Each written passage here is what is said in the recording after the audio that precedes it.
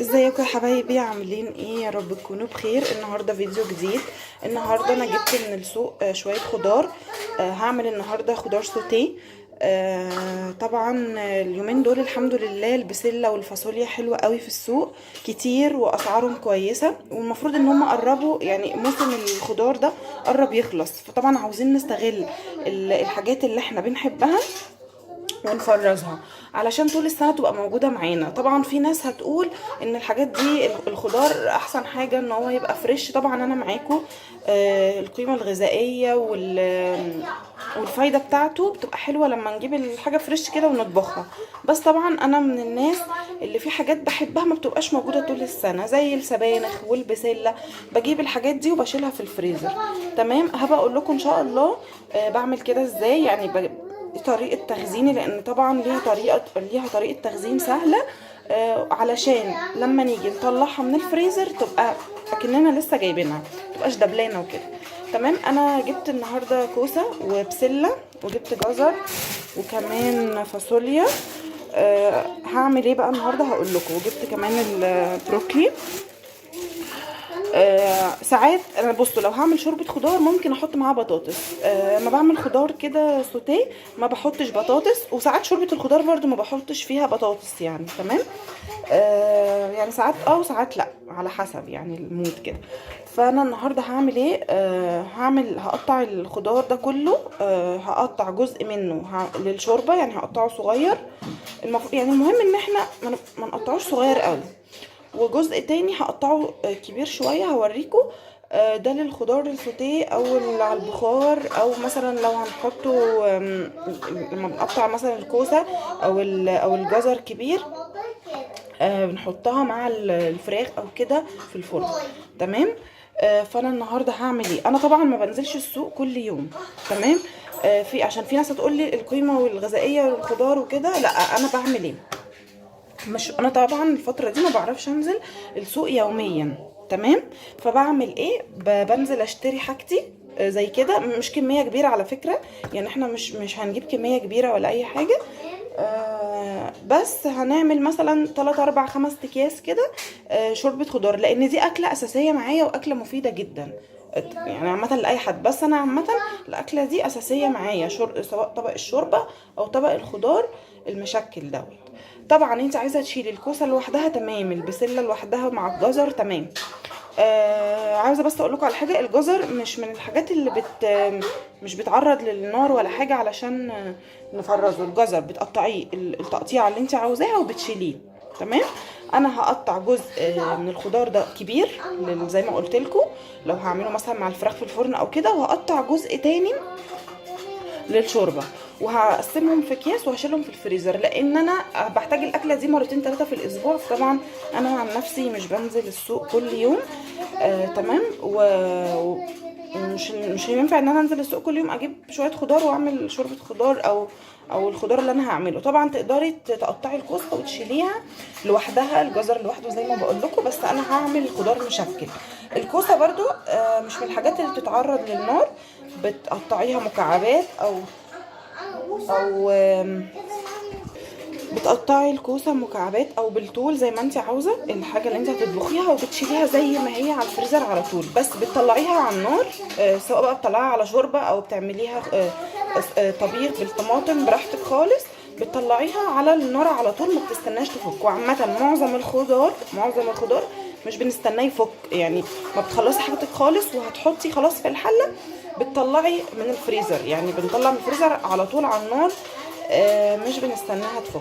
طبعا انا الحاجات دي هغسلها. بصوا الكوسه والجزر بغسلهم الاول، بعدين بقطعهم، بعدين بديهم شطفه تاني. تمام، انا طبعا البسله هي فصصتها، وبعدين الفاصوليا برضو هقطعها، وهقطع كل حاجه وهوريكم انا بعمل ايه. بس وبشيلها عادي في اكياس وعلى الفريزر، وبتبقى سهل قوي وبتريحي دماغك لما تيجي تعملي الشغلانه دي. بصوا انا هنا شطفت الكوسه والجزر. تمام. بنشطفهم شطفه كده وبنكحت الكوسه كده يعني بطريقه بسيطه، عشان لو فيها رمله او حاجه. ساعات الكوسه التخينه بيبقى فيها رمله كده، فنشطفهم علشان لما نيجي مش اللي هو يعني عشان لما نيجي نقطع الخضار، الطينه او الرمله اللي عليها ما تدخلش جواها. تمام. فانا بشطفها دلوقتي، ولما بقطعها بديها شطفه خفيفه. وهنا انا هشغل الميه على الفاصوليا دي. تمام. انا هشغل الميه عليها وبرده هشطفها، مش هغسلها قوي، اللي هو بصوا هشطفها كده برده تنزل الطينه اللي فيها، وبعدين هقطعها، وبعدين بعد ما اقطعها برده هشطفها شطفه كمان. بالنسبه بقى للخيار والطماطم، طبعا الخيار ما بنجيبش كميه كبيره، لان الخيار يعني مش 3-4 ايام، لا لو بنحفظه بالطريقه اللي انا قلت لكم عليها قبل كده في الاسترتش ممكن يقعد اسبوعين اصلا. تمام. والطماطم برضو بجيبها وبشيلها بنفس الطريقه، والجزر ده للسلطه تحطه في التلاجة عادي. تمام. بنلف الحاجات دي، ممكن تلفيها زي ما هي في طبق كده تحطي عليها الاسترتش.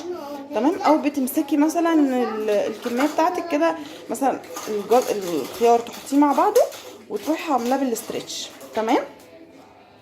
ده بيقعد معاكي فتره طويله طبعا من غير ما نغسله. لو انت عاوزه بقى تغسلي الخضار عشان تحطيه في حاجه زي كده في التلاجة مفتوحه، بتغسليه ويعني بيقعد مثلا معاكي 5 ايام، يعني بيبقى حلو قوي بالنسبه للخيار يعني.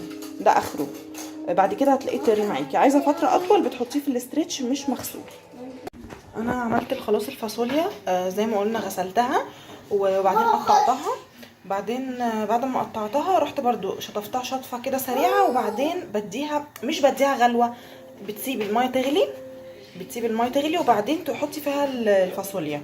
تمام. انا هطلعها دلوقتي، يعني اللي هو مش هسيب الميه تغلي تاني، يعني طبعا لما الفاصوليا بتبقى بارده، فلما بنحطها في الميه المغليه الميه بتسخن شويه بعدين بترجع تغلي. قبل ما الميه ترجع تغلي الدقيقه دي هي دقيقه واحده وتشيليها. تمام. عشان لونها ما يغيرش، لونها هيفضل معاكي بقى اللون الاخضر الجميل ده، اللي هو ما تسيبيش الميه تغلي. تمام. الفاصوليا والبسله من الحاجات اللي بنعملها كده، بنحطها في ميه مغليه وبعدين نطلعها نديها شطفه كده بميه ساقعه.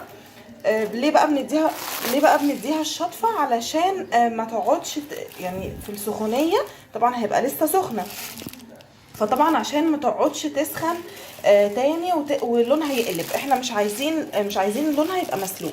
تمام. ادي البسله انا برضو اديتها الغلوه، بس يا اوسي انا برضو اديتها الغلوه وبعدين شلتها في الاكياس. طبعا انت هتسيبيها تبرد خالص. بص انا بس فيها بخار بسيط كده، ما سبتهاش تبرد 100% يعني، بس انت سيبيها تبرد خالص. تمام. انا البسله احنا زي ما قلنا انا مفرزه بسله بالجزر دي، انا شايلها لوحدها لشوربه الخضار، مش هحطها مع الكيس المشكل بتاع الخضار يعني. بصوا الميه قربت اهي تغلي، هطفي بقى وهصفيها.